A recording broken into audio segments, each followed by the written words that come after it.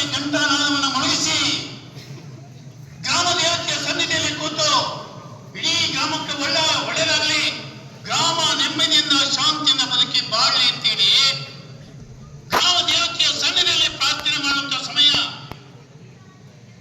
ಆದರೆ ವಿಶೇಷತೆ ಏನು ಅಂದ್ರೆ, ನಾನು ಯಾಕೆ ಈ ಸಮಯದಲ್ಲಿ ಮಾತನ್ನು ಇಲ್ಲಿ ಹೇಳ್ತಾ ಇದ್ದಾರೆ ಮಕ್ಕಳ ಮಧ್ಯೆಯಲ್ಲಿ, ವಿಶೇಷತೆ ಏನು ಅಂತ ಹೇಳಿದ್ರೆ, ಯಾವ ಅಶ್ವಿನಿ ದೇವತೆಗಳು ವಾಯು ಮಾರ್ಗದಲ್ಲಿ ಸಂಚಾರ ಮಾಡ್ತಾ ಇರ್ತಾರೋ ಅವರಿಗೆ ಒಂದೇ ಮಂತ್ರ ಗೊತ್ತು.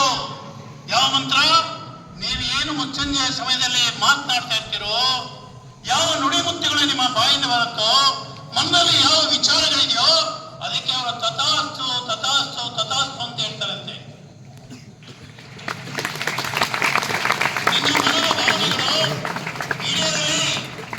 ನಿನ್ನ ಮನದ ಭಾವನೆಗಳು ಈಡೇರಲಿ, ನೀನು ಬಯಸಿದಂತೆ ನೀನು ಬದುಕು ರೂಪುಗೊಳ್ಳಲಿ.